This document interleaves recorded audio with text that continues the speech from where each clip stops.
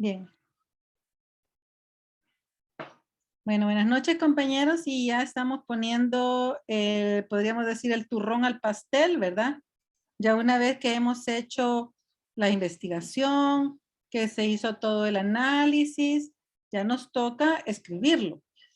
Si bien es cierto que se ha venido escribiendo desde que hicimos la parte de los antecedentes, la introducción, todo eso, ahora toca otra parte más importante que es la presentación de los resultados y hacer la discusión.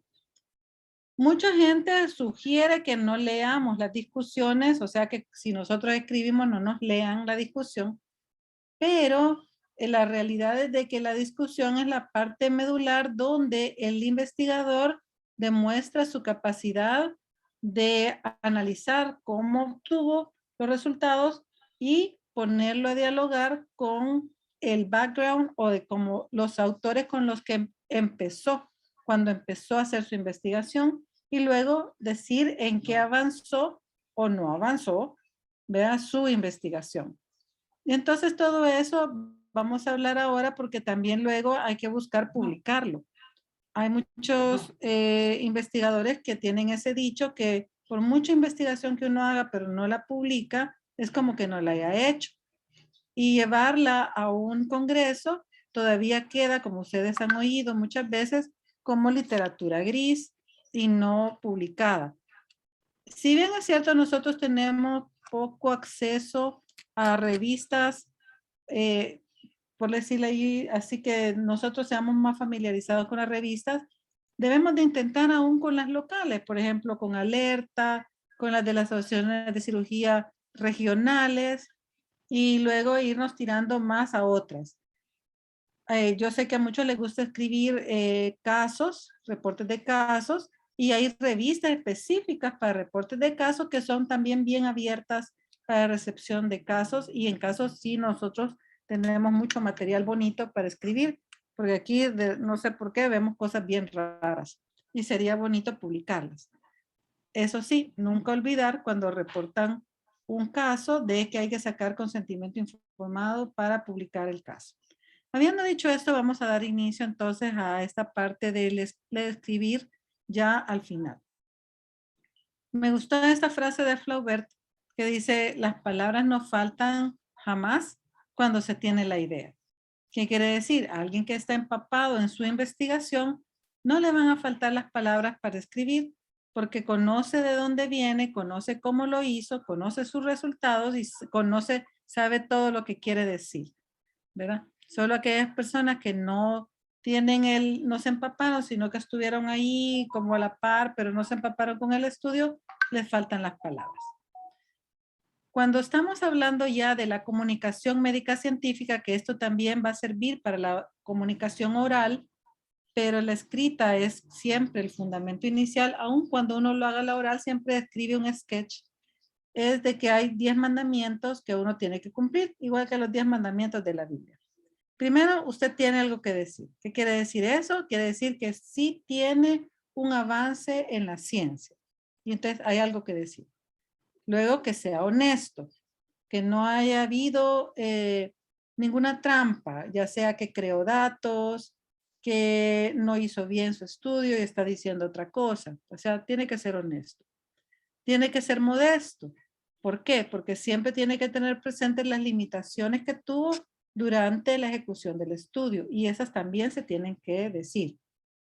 Tiene que ser preciso, de eso vamos a hablar más adelante bastante. Ser claro, también de eso vamos a hablar. Breve, ¿por qué breve? La mayor parte de revistas le ponen límites de palabras. Entonces tenemos que aprender a decir las cosas directo. Como le decía yo a un residente, hoy tuvimos club de revista y en la conclusión él había hecho bien todo, pero por querer hablar tanto y hablar bonito, se metía la estaca él solito. Entonces les digo, no tienen que meter palabras que no conozcan, no tienen que tratar de parecer bonitos, es ciencia. Así que con no hace científico, entonces es breve. Ser simple, también, no querer hablar más de la cuenta. Respetar las reglas del lenguaje en el cual se expresa, de no meter anglicismos, si está escribiendo en español, no meter galicismos, o sea, meter palabras en francés cuando está hablando en inglés, etcétera, etcétera. Ser organizado, que eso también a veces cuesta mucho y usted va a ver fragmentos de lo que va en la introducción, lo meten en materiales y métodos, o lo que va en materiales y métodos lo meten en resultados, lo que va en resultados lo meten en materiales y métodos. Entonces todo eso no. Y ser oportuno, o sea, decir lo que debe decirse en el momento. Por lo que la implicación última del estilo científico es la simplicidad. ¿Verdad? Yo veo y veía cuando me acuerdo que regresé de Francia que había muchos que escribían tan bonito, pero era tan redundante, y no solo eso, sino que se perdía lo que de veras se quería transmitir de la ciencia. Entonces, ¿qué redactar? Vamos a empezar con lo de la redacción. Escribir bien es pensar, sentir y hacer bien, decía Buffon. Tenemos nosotros un grave problema, y esto yo lo he tratado de adaptar de nuestros quehaceres, de nuestros formatos de tesis, que son unos formatos tan inadecuados e inoperantes, hacia lo que solicita un verdadero artículo científico.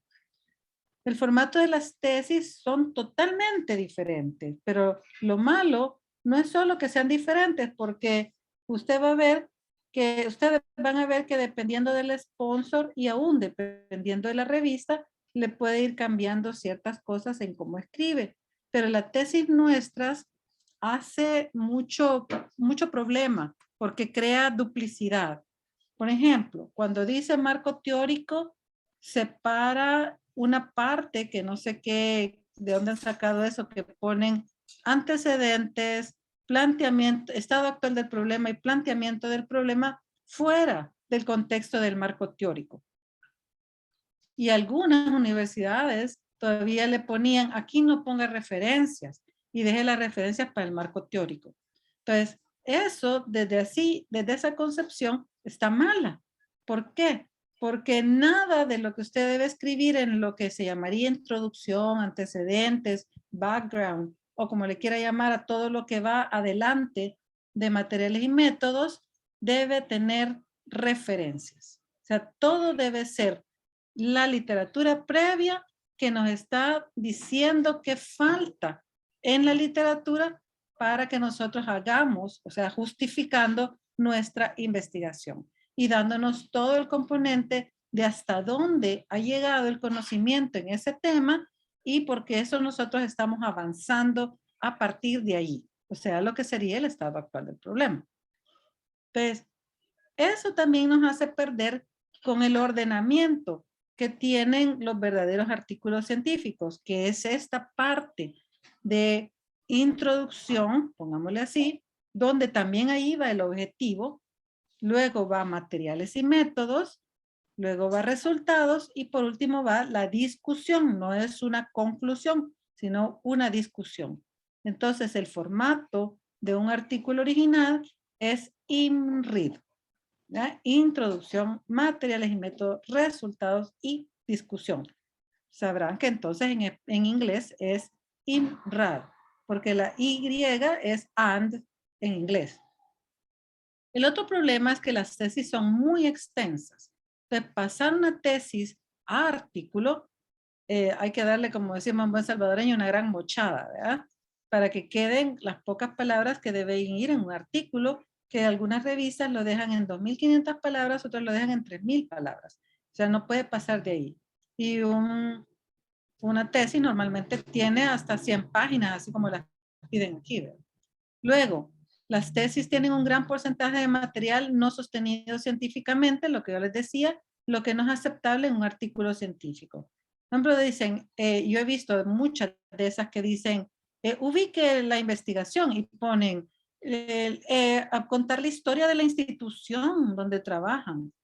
Eso no va allí, o sea, no es necesario, ¿verdad? No es necesario poner, a menos que usted está haciendo un estudio descriptivo de prevalencia de algo, que es necesario conocer las características del lugar donde se está tomando. Pero hay gente que pone hasta que el Hospital Rosales se creó en el 1902 y empieza a contar toda la historia. Eso no va, en ningún lugar debe ir. Por último, en ocasiones para las referencias, yo veo acá de que les obligan a tener varios formatos en el mismo texto. Por ejemplo, poner pies de página y al mismo tiempo poner números. Y eso es un gravísimo error. Solo debe haber un sistema de referencia en el texto. Cual sea, al final va a depender hasta de la misma revista donde usted lo quiera publicar, quien le va a decir con cuál sistema quiere que lo haga. Otra pregunta bien frecuente o una observación bien frecuente en nuestro medio. Nosotros no sabemos cuándo citar. Podemos empezar yo veía una tesis que decían que iban a hablar sobre anastomosis intestinales. Entonces ponía la definición de anastomosis y decían, las anastomosis se pueden hacer con suturas y se pueden hacer con engrapadora y no llevaba referencia. Y le digo yo, ¿por qué no ha puesto referencia ahí? Ah, porque eso yo ya lo sé. Porque soy cirujano y yo sé que así va. No, le digo, no, papito, lo sabe porque lo leyó. ¿Dónde lo leyó? ¿Verdad? Usted no le nació y usted creó la idea de que las suturas, que las anastomosis se hacían con sutura engrapadora. Usted lo aprendió porque alguien lo creó. Entonces, todo eso debe de reconocérsele al original autor. Yo siempre he dicho que por eso los filósofos en esta parte nos ayudan y nos enseñan mucho, porque ellos nunca dicen nada si no mencionan al autor primero. Siempre dicen, según Engels, según Hegel, según no sé quién, según no sé cuánto. Respetan al autor. Nosotros en medicina olvidamos al autor original, de dónde estamos tomando lo que estamos diciendo. Entonces, este diagrama que tomé de una universidad de España me pareció muy interesante cuando debo citar. Dice, estoy copiando literalmente un texto. Esto no debería de ocurrir. El copy-paste que están muy acostumbrados a hacer nuestros residentes, eso no debe existir. No deberíamos de copiar literal. Ah, pero si usted, por ejemplo, pone la definición de índice de masa corporal, no va a parafrasearla, va a poner la verdadera definición. Entonces usted sabe que lo está poniendo literal. Entonces lo está poniendo literal, pone el texto entre comillas, o lo pone en cursiva, o con otro tipo de letra, y ahí está bien clara que hay que poner la fuente. Ahí creo que es de la forma más fácil de saber que ahí va una referencia. Pero si usted parafrasea un texto, ya lo que les decía, por ejemplo, de que sabe que las anastomosis se hacen con sutura o engrapadora, está parafraseando, no está copiándolo de nada, pero tiene que citar la fuente. No dijéramos si es una idea o una teoría de otra persona, ¿verdad? También tiene que citar la fuente. ¿Qué es lo que no es necesario citar cuando se trata de hechos o datos generalmente conocidos o fruta de tus propias ideas? Y esto es lo que lleva a confusión, porque nosotros decimos, es que ese es un dato que ya lo sé. Sí, pero eso aunque ya lo sabes, y ahí viene la confusión. ¿Qué es lo que uno cree conocido o qué es lo que en realidad podemos dejar sin referenciar? Yo les aconsejo algo, que traten de respetar siempre al autor y siempre referencien. Es mejor. ¿Ya? Por eso es que me sale hasta extraño cuando me dicen los residentes, ¿y cuántas citas quiere? ¿Y por qué quiere 10? Son muchas. Cuando uno hace un buen respeto al autor, aún en una página, puede haber mencionado a muchos autores. Todo dependerá también de la capacidad de resumir. ¿Cuáles estilos tenemos en las ciencias generales? Todas las ciencias. Tenemos un montón. Aquí tenemos apenas unos 7 que son los más conocidos, pero la verdad es que hay muchísimos más. Hay muchísimos más. Cada uno responde a las necesidades de cada ciencia. ¿Qué quiere decir eso? De que son más utilizadas en ciertas ciencias que en otras.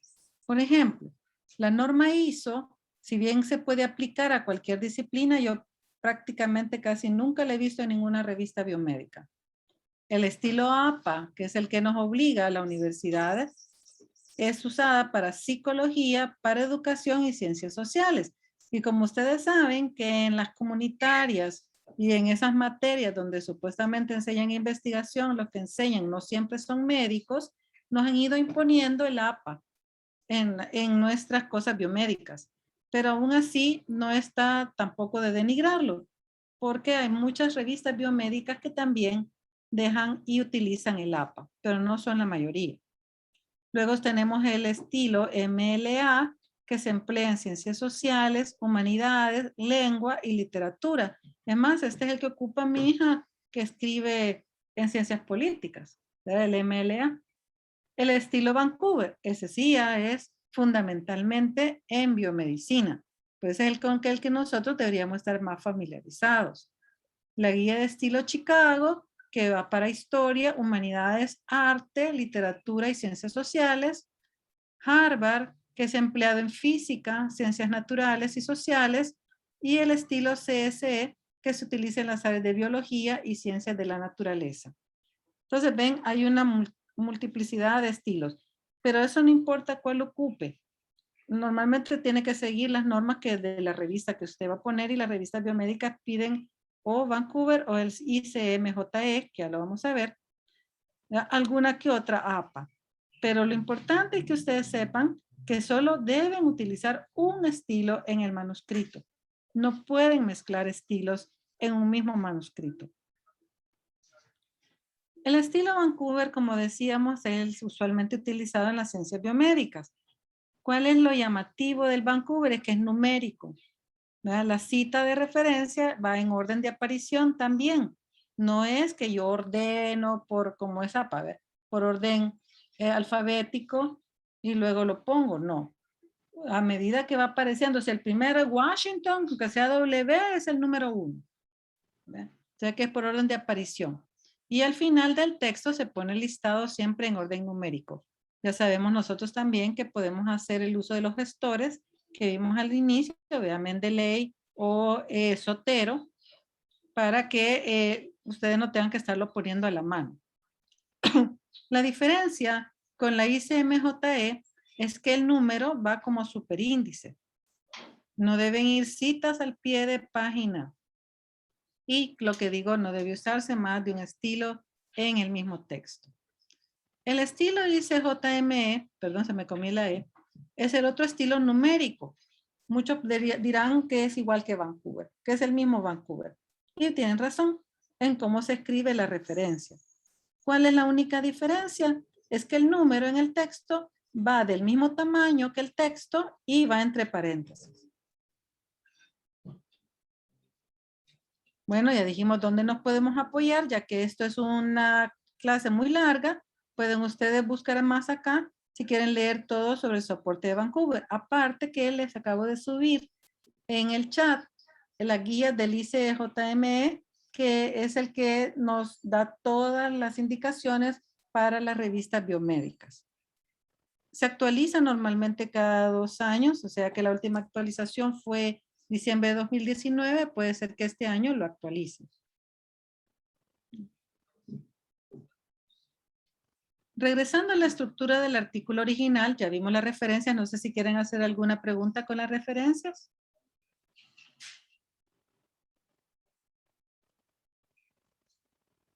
¿No?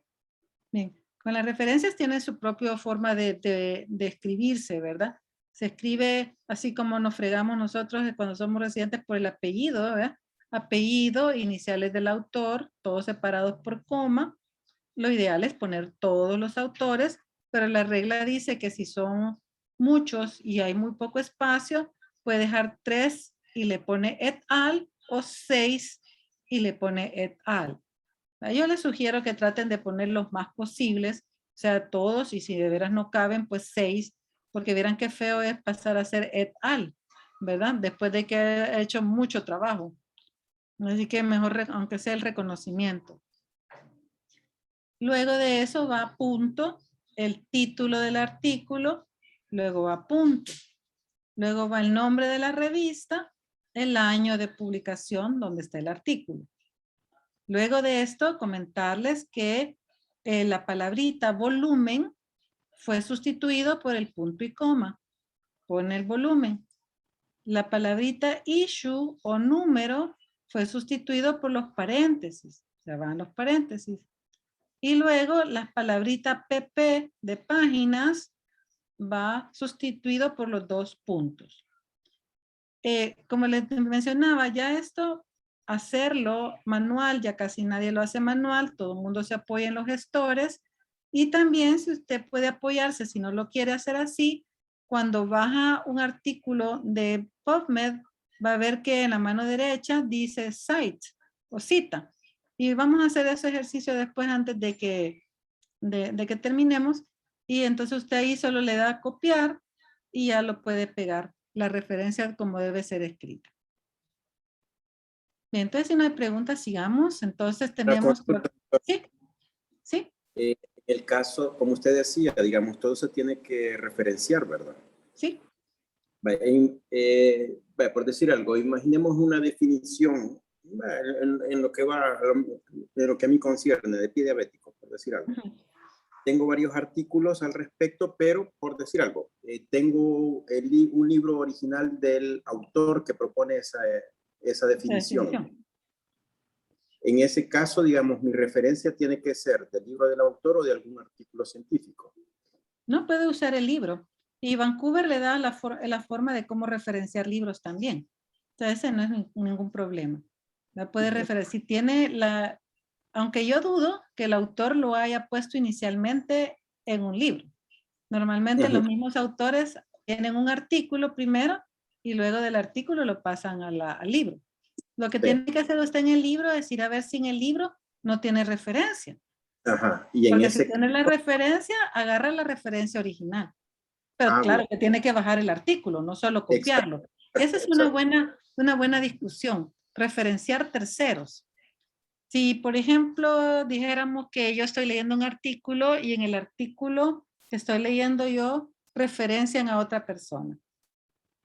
Una definición o una clasificación o una idea. Pregunta. Esa era mi otra pregunta también. Mire, Ajá, que la esa. Ajá, sí, entonces vamos. Entonces vengo yo y yo no tengo ese artículo del cual lo están utilizando para referenciarlo, pero sí tengo el artículo tercero. Entonces tiene que referenciar de dónde lo saca, aunque sea de otro autor. ¿Ok? A menos que usted se tome el trabajo de ir a buscar el artículo original, de veras lo tenga en su mano y entonces ya lo puede referenciar. Me expliqué bien con eso, porque esa es una controversia, ¿verdad? Si yo digo, por ejemplo, que estoy referenciando un artículo original de alguien que lo escribió allá por los años 70 y se mantiene la definición o se mantiene la clasificación, y yo ya lo tomé de un artículo del año 2010, pero yo no puedo conseguir el original, tengo que dejar la referencia del 2010, que fue donde conocí esa definición y de donde la jalé. ¿Ok? Sí, claro, gracias. Sí, fíjense que eso, no crean, pero es bien estricto eso de las referencias. Bien, entonces habíamos hablado ya de que la estructura es esta, IMRID en español, IMRAD en inglés, producción, materiales y métodos, resultados y discusión. Ahora vamos a entrar a lo que es el estilo, pero en referencia al aspecto editorial. Y me gusta mucho esta paradoja de la pecera, por eso ven una pecera ahí. Ustedes en esa pecera, ¿a quién están admirando? A ver. Al pescado. Al pescado. Al pescadito, porque es bonito. Así es. Pero usted no ha ido a ver la pecera, ¿verdad? No, nadie va a ver la pecera. Todo el mundo va a ver el pez. Pero ¿qué pasa si la pecera tiene un vidrio, pongámosle, un vidrio muy grueso que no permite estimar bien al pez? No lo permite ver bien o lo distorsiona. Por ejemplo, que tuviera una concavidad, una convexidad y nos hace ver el cabezón o la cola grande o aplanado y ya no vemos bien al pez. Fíjense que esa paradoja, esa metáfora más bien diría yo, de la pecera y el pez es lo que pasa con el estilo científico. Que el estilo científico de un artículo debe permitir ver al pez. ¿Quién es el pez? Es el resultado de la investigación. Pero tenemos que ser capaces de escribir de forma que se vean estos resultados tal cual son y no tergiversarlos, ¿verdad? Por eso dice, un artículo científico, el estilo o el aspecto editorial es esencial porque tiene que comunicar los resultados, pero es accesorio, porque no es el estilo lo que van a ver, sino que van a ver el resultado de la investigación. Entonces, es el paradoja de la pecera, ¿verdad? Esto es bien importante, muchas veces lo olvidamos, se ponen a poner cosas bien románticas en el sentido que quieren darle estilo, que sean palabras bien resonantes, palabras que se oigan bien, ¿verdad? Y no, en ciencias no. Por eso muchos dicen que el inglés y el alemán son los mejores idiomas para la ciencia, porque no son ni románticas, dice directo todo el grano, ¿verdad? Y así debe ser preciso, claro y conciso, ¿verdad? Porque nadie va a leer o admirar el estilo, sino que vamos a ver el contenido. Vamos a ver. Hay una coherencia entre el fondo y la forma. Aquello que se conoce bien, se enuncia claramente. Cuando usted conoce bien su estudio, lo conoce, lo ha trabajado, está bien empapado con él, lo va a poder escribir bien. En conclusión, aquello que no está claro, a menudo oculta un interés científico limitado. Fíjense que yuca eso, ¿verdad? Porque lo que está queriendo decir es que con mi palabrería, yo estoy queriendo ocultar la falta de ciencia que hay en el artículo. Así que si nosotros recordamos cuál es el objetivo de la redacción científica, veremos por qué debemos ser así, de ir al grano. Porque el objetivo específico es el de transmitir un mensaje científico. No es de hacer pasar un buen rato a la gente, no es de que se sientan enamorados, no es que se sientan felices, es de que puedan entender un mensaje científico. Pero tampoco es de ponérselos tan complicados que al final mejor rechazan y ya no lo leen. Acuérdense que entre más lo leen a usted, mayor su factor de impacto. Por lo que no debe estar guiada por la literatura, sino por el rigor científico. Y debe responder a esa lógica. Por ejemplo, se deben colocar las referencias para que los lectores puedan referirse a ellas fácilmente también. Otro objetivo que no le es específico, porque eso también va con la literatura, es que sea leído. Aún así, aquí la literatura no debe primar, sino siempre el contenido científico. Debe ser tan simple y tan claro que cualquiera lo pueda leer y no que diga, uy, qué aburrido, ni se entiende qué está diciendo porque lo ha puesto tan elevado, ¿verdad? Que no, no es para nosotros. Tiene que ser leído. Las tres cualidades de un artículo científico es que tenga interés científico, o sea, lo que dijimos en el mandamiento, tiene algo que decir, tiene un avance en la ciencia. La calidad de la redacción científica debe de ser que sea clara, sencillo, preciso, y el buen uso de la lengua en la cual está escrito. O sea, saber cuándo vamos a usar, las palabras que vamos a usar, los tiempos verbales que tenemos que usar, en qué capítulo. Por ejemplo, ya vamos a ver que en la introducción todo es pasado, materiales y métodos todo es pasado, resultados es presente. El rigor científico, ¿a qué se refiere? Se refiere a que debe primero tener integridad. ¿Cuáles son los dos aspectos de la integridad? Que el reporte o informe final debe ser un buen reflejo de lo que realmente ocurrió y no tratar de manipular, por decir así, los datos en el sentido de que no me salió lo que yo quería, lo voy a agrupar de esta forma porque de esta forma sí parece que mi mensaje va a ser más provocador. No, tiene que decir lo que realmente ocurrió. Y el segundo aspecto de la integridad corresponde a lo que mismo que decía Harold, ¿verdad? A de que supuestamente el lector o audiencia confía en que el autor lo que está diciendo ha respetado las reglas del juego. O sea que es original, no se lo está robando a nadie y que se presenta por primera vez. La calificación del autor, presentador, o sea, el presentador o autor sabe, conoce de lo que está hablando. Y por último, que no hayan habido malas prácticas, fraude, falta y error. Todo eso tiene que ser parte de la integridad que va en la comunicación científica.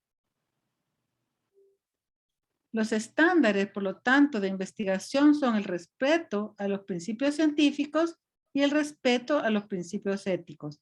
Claro que también siempre va subyacente lo que vamos a hablar al final, que es el respeto a la autoridad, que hay normativas vigentes que uno debe respetar. Volvamos a lo del estilo. Se define estilo la manera particular de expresar el pensamiento. Los escritos científicos no son literatura, por lo cual su finalidad no es estética. Así que el único estilo que debe guiar es el estilo científico, que tiene como finalidad expresar los resultados de una investigación y que sean recibidos y comprendidos por las personas para quienes está destinado. O sea, puede ser que yo lea algo de ginecología, pero como no sé de ginecología no lo voy a entender, pero un ginecólogo sí lo va a entender. O sea, para las personas a que está destinado.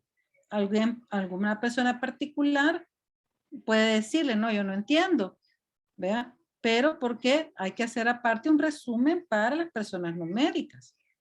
Por cierto, yo me acuerdo que en la pandemia, un disque investigador de ciencias biológicas, creo, estaba queriendo interpretar un estudio de investigación y medio tuvimos una discusión sobre cómo lo estaba interpretando él y yo le decía que no era la interpretación biomédica. O sea, está destinado para cierto tipo de público y así tiene que ser. No es malo eso. No por querer que lo entiendan las personas, lo vamos a dejar ser científico, para eso tendrán un resumen, como hace Cochrane. Cochrane pone un apartado donde dice en palabras, resumen en palabras para el público. ¿Verdad? Y así debería ser siempre. Debe haber un resumen para el público. Ya hablando de las 4 fundamentales de la redacción científica, habíamos hablado de que ser preciso, ser claro, la fluidez y la brevedad, o sea, ser concisos, vamos a ir viendo cada uno de ellos. ¿A qué se refiere? Vamos a empezar con precisión. Precisión es la nitidez rigurosa en el pensamiento y su expresión. Traduce el rigor científico. Es el elemento del estilo que permite ser creíble. Es el elemento prioritario. Se enmarca más en el apartado del capítulo de materiales y métodos y en resultados. ¿Qué quiere decir en realidad precisión? Que no debemos usar palabras que puedan ser interpretadas de forma distinta o ambiguas. Por ejemplo, si alguien pone gran tumor. Si yo pongo gran tumor, se encontró un gran tumor en un artículo. Si esto lo leen en el primer mundo, para ellos gran tumor van a ser más de 3 centímetros o más de 5, dependiendo de la definición de T1, ¿verdad?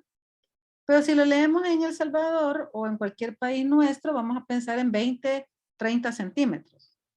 Porque la gente así viene con las grandes chibolas, ¿verdad? Pero para nosotros va a ser grande, pero para ellos eso es hasta inaceptable, sería gigante.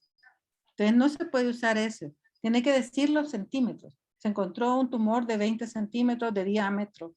O si es ovalado, pues de tanto de diámetro y tanto de ancho. Una observación reciente. ¿Qué quiere decir una observación reciente? Hace 2 años, hace 5 años, hace 10 años. Para nosotros reciente puede ser 10 años. Para el primer mundo reciente pues va a ser 6 meses. Así que tenemos que tener cuidado con las palabras. Un cierto número de personas. ¿Qué será un cierto número? Y aquí van todas las demás palabras ambiguas que no se deben usar. Voluminoso, estrecho, largo, vasto. Y los adverbios como muchos, pocos, profundamente, medianamente, etc. Esas palabras no son correctas. Acá vemos un cuadro donde están que esto debería ser lo ideal. Poner frecuencias. Y si alguna vez ni modo va a usar un término, solo estos términos propuestos. 0 es nunca. 5% es casi nunca. 10% es raro. 20 poco frecuente. 30 inconstante. 50 la mitad de veces. 60 en buen grado. 70 frecuente. 75 habitual. 80 la mayor parte de veces. 95 casi constante y 100 siempre. Ya los demás, aunque diga aceptable, a veces, frecuente y todos estos que están en término evitar, no deberían de usarse. Es más, cuando uno inicia, porque a uno cuando inicia escribiendo desde el tercer mundo todavía le ponen mayor rigor, yo les recomiendo que mejor se expresen en frecuencias. ¿Se entendió la precisión? Es no usar palabras que puedan llevar a una interpretación dependiendo del contexto de donde se lean. Luego vamos con la claridad. La claridad permite ser leído y comprendido. Es el segundo elemento del estilo científico. La claridad implica la utilización de palabras y una sintaxis simple. No hacer oraciones de 3 líneas. ¿Vean? No, saber poner bien los puntos, saber poner bien las comas. El objetivo de un artículo científico no es mostrar riqueza de vocabulario. No es eso, sino dar a conocer su trabajo. Todo autor debe estar constantemente cuestionándose si podría utilizar un término todavía más simple, porque este elemento entonces complementa la precisión. Aparte de, como les dije yo, nos cortan las palabras, siempre piden, hay revistas que piden resúmenes de 250 palabras. ¿Vean? Tenemos que poder expresarnos de una forma simple y clara. La fluidez, que es la otra característica, permite leer fácilmente. Esto va a depender de 2 elementos. La capacidad de los autores de presentar sus ideas en un orden lógico. Muchas veces presentamos una idea y la dejamos truncada. Metemos otra idea y volvemos a retomar la idea al final del párrafo. Eso no permite que el lector tenga un hilo de idea. Así que tenemos que poder ver que se entienda. Y a veces uno lo entiende, lo mejor es preguntarle a otro, mira, ¿te queda claro este párrafo? ¿Verdad? Y si le dice que sí, sí. Si le dice, no, mira, yo aquí explícame. Con solo que le diga explícame, no, lo voy a volver a hacer. ¿Verdad? La capacidad de los autores de articular las frases y los párrafos entre ellos, y en la comunicación oral también influye la capacidad de locución del orador. A veces uno está hablando y se le olvida la idea, empieza con otra idea y de repente retoma la idea y vuelve y ya dejó confundido al que esté escuchando. Cuando uno escribe para lo de la fluidez, como les digo, siempre les recomiendo que dar a otra persona a leer. Y entonces va a dar cuenta de que una idea la dejó truncada. Y eso hay que evitarlo mucho. Y conciso es el cuarto elemento, perdón, de un artículo científico, es la cualidad de expresar mucha información en pocas palabras. Por eso les decía que a veces el inglés es más fácil porque en pocas palabras podemos decir mucho. Hay que suprimir expresiones huecas. ¿Qué quiere decir hueca? Que no tienen contenido. Por ejemplo, parece útil remarcar que, eso no tiene por qué decirse, ¿verdad? Es oportuno señalar que tampoco, ¿verdad? Suprima redundancias y pleonasmos, como estrictamente, normal, previsto de antemano, tratamiento, antibiótico terapia, imagínense aquí está poniendo tratamiento y antibiótico terapia 2 veces, ¿verdad? Masa tumoral, está incorrecto, un tubo completamente lleno. Todas estas palabras, ¿verdad? Son pleonasmos y redundancias también. Y fíjense que, no sé por qué, pero en El Salvador, cuando un locutor de televisión o de radio dice algo y se pega. No sé, pero yo siento que desde hace como 10 años todo el mundo dice, ¿y lo que es? ¿Verdad? Y usted ve a sus residentes presentándole y le dicen, tuvo un dolor en lo que es la fosa ilíaca derecha, porque quieren oírse importantes, ¿verdad? Quieren oírse bien, pero eso está de más y eso es innecesario, encima está mal. Decir, en lo que es la fosa ilíaca derecha. O sea, no sé de dónde salió, en realidad yo quisiera saber quién fue el que empezó con toda esa corriente de y lo que es. ¿Verdad? No se han fijado en eso. Tenemos estribillos y a veces los escribimos, pero cuando uno los escribe es más fácil borrarlos. Es lo Y mismo, otra doctora, cosa cuando, doctora, ajá, sí. es lo mismo cuando alguien dice usea. Hasta no dijéramos, o sea, si es de nuestra generación. Tenía un compañero que le decíamos Miguel Osea, porque solo Osea decía, Osea. Sí, Miguel Osea. Bueno, está en la ausencia de repetición también. ¿Qué pasa con la ausencia de repetición? La repetición de un hecho o de una idea va en contra del principio de ser conciso. La única repetición autorizada es que el resumen sea un reflejo del texto. Eso sí, no puede ser que el resumen sea una cosa independiente del texto. No puede. Tienen que ser idénticos, solo que en miniatura, ¿verdad? Como un mini-mí. No repita los resultados en la discusión. No repita pasajes de la introducción en la discusión. Eso es bien importante. Muchas veces nosotros hacemos la discusión repetir la discusión y solo le vamos poniendo, y esto creemos que se debe a tal cosa, pero hemos puesto lo mismo. No se debe poner lo mismo. No debemos repetir los resultados en la discusión. Y ojo, otra cosa que siempre hacemos es de que dejamos algo importante sin reportar en los resultados, lo tenemos como un as bajo la manga para la discusión. Eso también es incorrecto. Y las elipses. ¿Verdad? ¿Qué es la elipse? Ese es irse al otro extremo. ¿Verdad? Yo tanto que quería recortar que al final ya no se entiende lo que dejé. El exceso de brevedad puede llevar a suprimir palabras o ideas que son indispensables a la comprensión de la frase. Por ejemplo, los autores escribieron, no se encontró ninguna relación entre la tasa de mortalidad y la cantidad de medicamento absorbido cuando fue inferior a 15 miligramos. ¿Qué criticaron los editores? Que sugería que podía haber relación entonces si era mayor a 15 miligramos y que eso debía escribirse.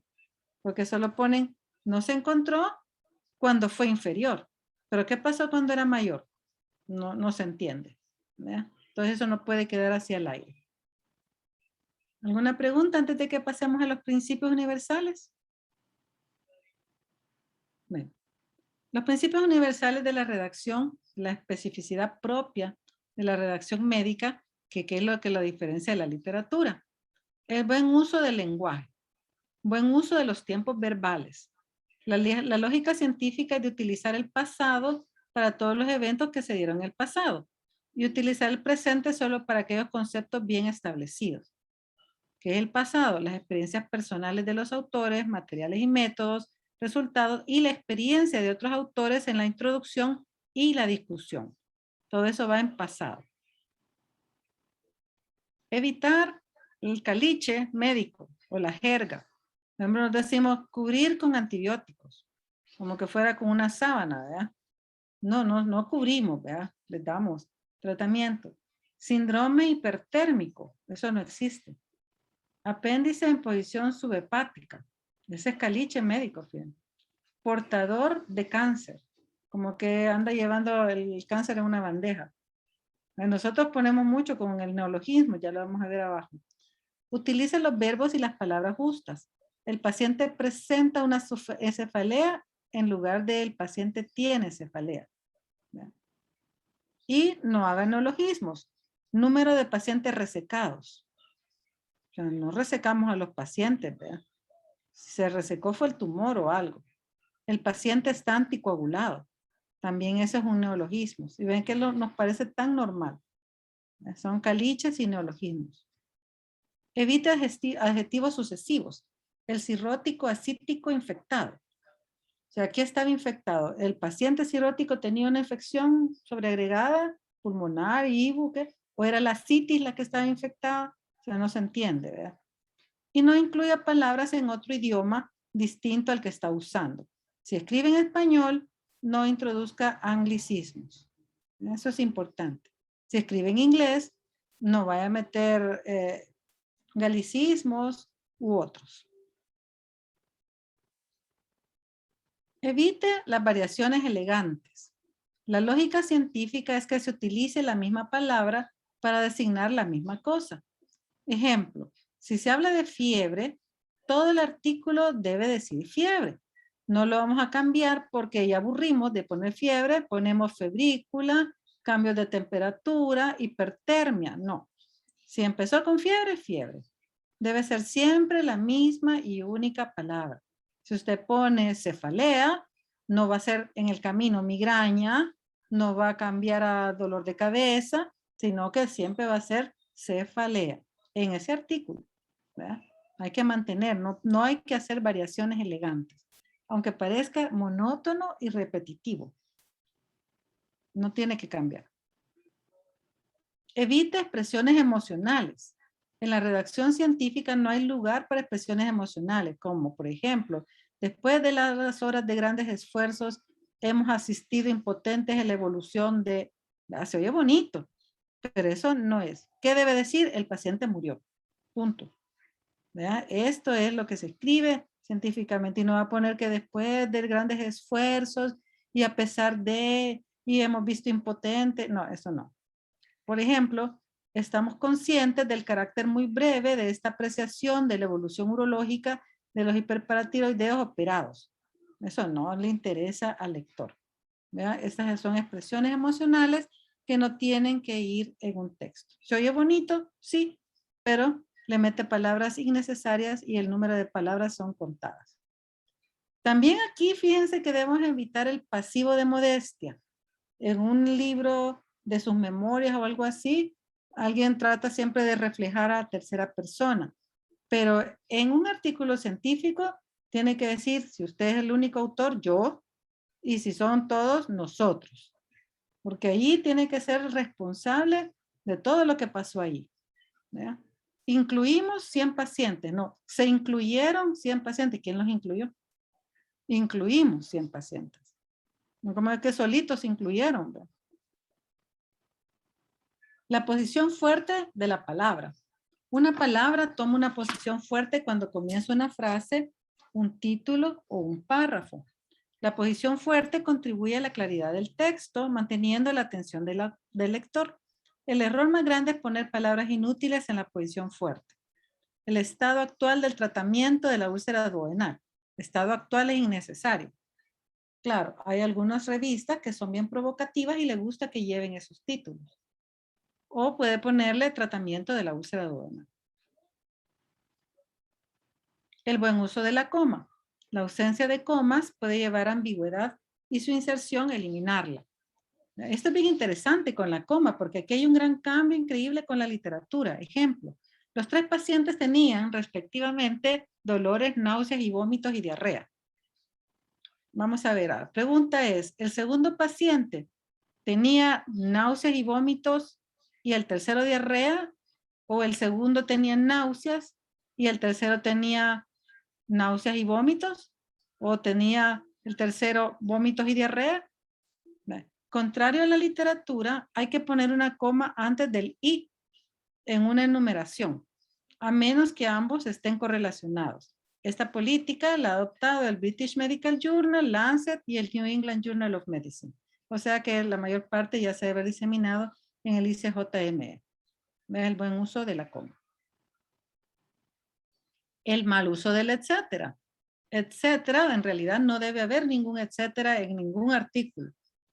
Etcétera, cuya abreviación es etc, significa y lo que resta, en una serie identificable. En un artículo científico no hay que utilizar etcétera, porque da lugar a ambigüedad e imprecisión.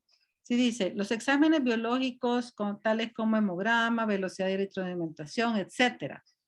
Pero dice, ¿habrán medido bilirrubina? ¿Habrán medido calcio? El etcétera deja la puerta muy abierta.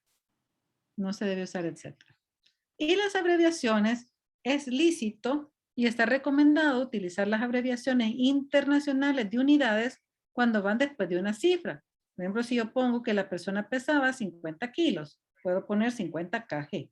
Pero no puede decir se midió el peso en kg. Tiene que decir en kilogramos. No utilice abreviaciones en palabras que solo aparecen 2 o 3 veces en el texto. Si usted solo una vez dice Organización Mundial de la Salud, tiene que poner Organización Mundial de la Salud. ¿Ve? Pero si la pone y la va a mencionar como 4 o 5 veces, la pone una vez y luego después ya solo pone OMS. Aquí tenemos, por ejemplo, toda abreviación debe ser enunciada al inicio, debe ir todo el texto. Por ejemplo, vía biliar principal. Ya después debe dejarla BPP. ¿Verdad? Ya se puede usar como BBP. Ya eso son con respecto a los estilos y para terminar vamos a hablar sobre las guías para escribir manuscritos. Ojo, aquí ha habido en este país una gran confusión de hacer pasar las guías de escribir manuscritos como la guía de identificación de los riesgos de sesgos. Son cosas totalmente distintas. Lo de escribir manuscritos es para los autores que le piden las revistas que usted siga esas pautas para publicar, porque así le van a aceptar el manuscrito, no, si no se lo van a rechazar. Mientras que el otro es para ver si el artículo que usted está leyendo y si está haciendo una revisión sistemática tiene sesgos, ¿verdad? Y ponerle una calificación, ¿verdad? Una calificación grade.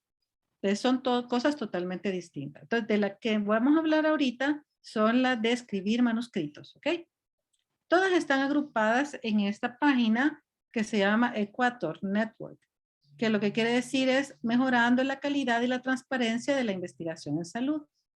Porque lo que estamos siempre tratando es de que haya calidad en lo que se escribe y haya transparencia. Y aquí en medio ustedes pueden ver todas las guías de reporte dependiendo de los estudios, de los tipos de estudios, de los diseños. Entonces ven ustedes cómo es necesario saber qué tipo de estudio estoy escribiendo o qué utilizar, porque así voy a poner yo la guía que voy a necesitar. Si es un ensayo clínico, va a ser lo que llamamos la guía consort. Si son estudios observacionales, y aquí van todos, casos y controles, cohortes y transversal, vamos a usar STROB. Y hay un STROB para cada uno. Si es una revisión sistemática, vamos a usar el Prisma. Si es para protocolos, imagínense, porque también se publican los protocolos, muchas veces se ocupa Spirit. Si es para estudios de diagnóstico y pronóstico, STAR. Para los reportes de casos, a ustedes que les gusta, cuando se quiere publicar muchos reportes de casos, ocupen CARE. Si es para la guía de práctica clínica, ocupen el AGRI. Ahorita está el AGRI 2 ya. Para investigación cualitativa, de esa no hacemos mucho nosotros, pues está SRQR y las demás ya son cosas que no publicamos, como estudios en animales, está el ARRIVE. Para mejoría de la calidad está el Squire, ese lo voy a necesitar yo en calidad. Y para evaluaciones económicas está Cheers. Vamos a ir viendo cada uno. Entonces, allá esta página se las pasé para que la tengan. No tienen por qué bajarlas todas, tengan ahí como favorito y cada vez que necesitan una la bajan. Este es el STROB. Como les decía, el STROB tiene para estudios de cohortes, para casos y controles y para transversales, pero también tiene un checklist combinado. ¿Ya? ¿Qué es lo que nos dicen? Veamos el STROB. Para cohortes nos dice cómo debemos o qué debe llevar el título. Aquí está la recomendación y el que debe llevar el resumen. ¿Qué debe llevar la introducción? Miren qué chiquito lo que lleva, ve, antecedente y lógica. La racional es lo que decimos por qué estamos haciendo el estudio. Sería la justificación, que debe partir desde el planteamiento del problema, el estado actual del problema y la justificación. Pues se ven cómo el pensamiento que nos introducen a nosotros en las universidades no es el más adecuado, porque nos hacen separar esa situación y no llevar una línea conductora. Entonces aquí dice, explica los antecedentes científicos y la lógica de la investigación que ha sido reportada. Luego van los objetivos, debe estar, claro, métodos, que debe llevar métodos, diseño, el contexto, los participantes, las variables, las fuentes, las medidas, los sesgos, el tamaño del estudio, las variables cuantitativas, los métodos estadísticos y los resultados.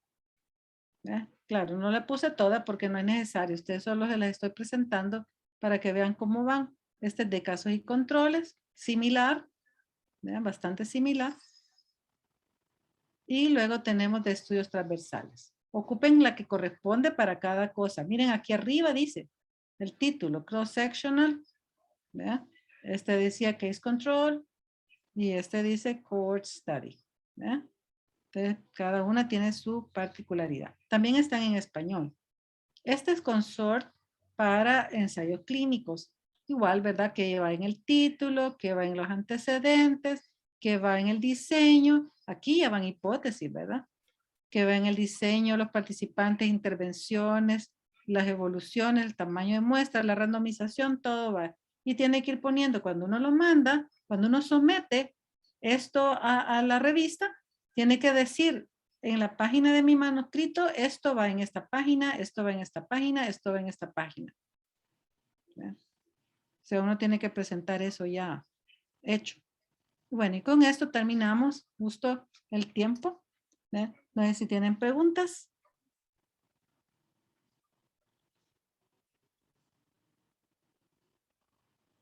Preguntitas. No, bastante claro está la plática, pero sí también hay que ponerse bien en la redacción, ¿verdad?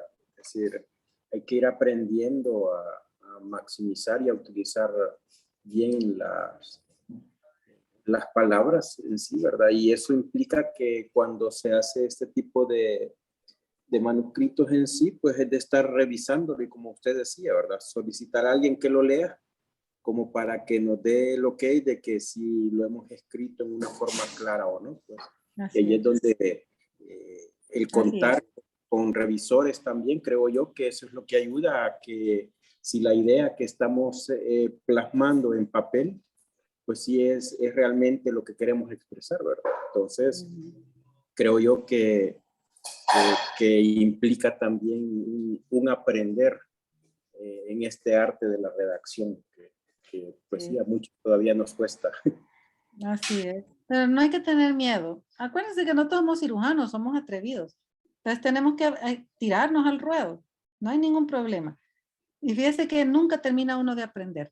Yo le puedo decir que yo a veces releo mis artículos ya publicados y digo, ¿por qué puse eso?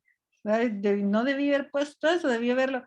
Ya uno hasta con la edad y con el tiempo lo va viendo todo diferente. O sea, nunca va a estar uno satisfecho.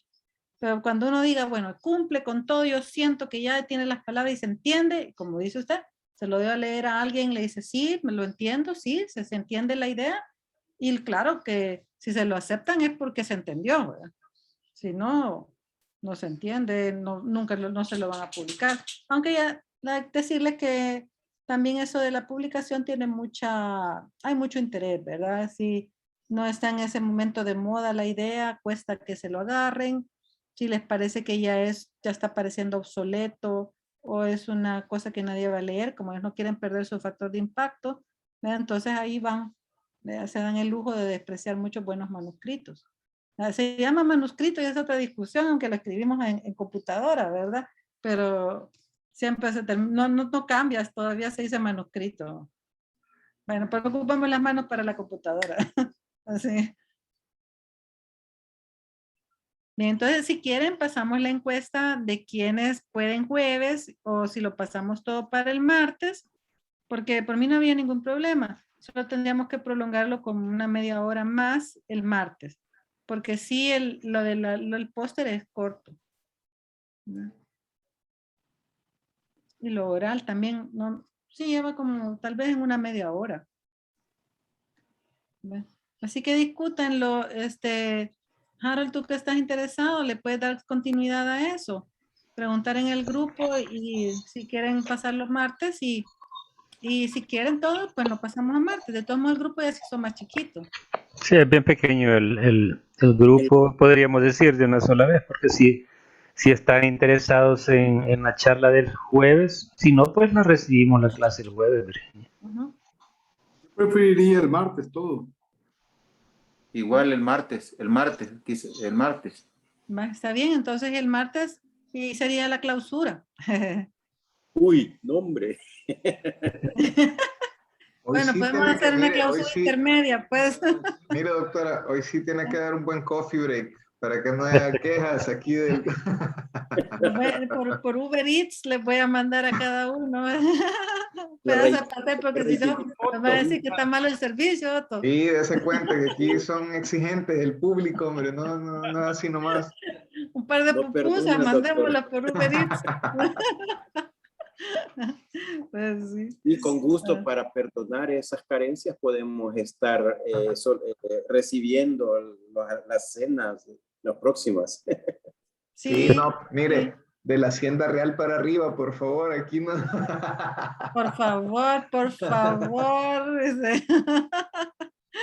Sí. Bueno, chicos, también vamos a ver si pudiéramos dejar, si el doctor Otto nos deja abierto aquí para que podamos tener discusiones en caso que alguien tenga una idea que está siguiendo y entre todos podemos apoyarles, ¿verdad? La cosa es que de veras empecemos a hacer investigación. Intenten con las tesis de los colegas, ¿verdad? Yo sé que cuesta porque las universidades son tan cuadradas. Es más, a mí me da dolor de cabeza las tesis. Están mal hechas, tienen malas estructuras, les piden que hagan las cosas como casi solo descriptivo, no les dan tiempo para recolectar datos y bueno, entonces es un dolor de cabeza, pero es una forma para empezar, ¿no? Bueno, de mi parte, sí, digamos que la clase esta va a quedar abierta y lo dejaría abierta hasta el final del año, si así les parece. Lo único es el problema de compartir pantalla. De que compartir si yo la no estoy ahí, pantalla, habría ¿verdad? que... Bueno, Ya si vamos a no, no ver. hay problema. Ya nos ponemos de acuerdo con usted a ver cómo hacemos para que usted lo maneje en caso de que sea necesario y que yo no esté disponible. Si ¿Verdad? no, Pero yo hago como por en lo mis demás clases. ahí está abierto. Ok, porque si no hago como en las clases, yo en las clases daba los 40 minutos gratis, luego volví a reactivar el enlace y ya. No había ningún problema. Ok. Sí, nunca Sí, tuve problema. exactamente. Eso también se puede. Ujú. Ok. Bueno, pues chicos, vayan a descansar. Entonces nos vemos el próximo martes. No se me vayan a perder el martes, que terminamos con una parte bien importante para que conozcan todo el mundo legal, si lo quieren ver así, de la investigación. Muy bien. Feliz noche a todos. Muchas gracias, Ok. doctora. Gracias. Gracias, Cuídense. Virginia. Buenas noches. Noches. Buenas noches.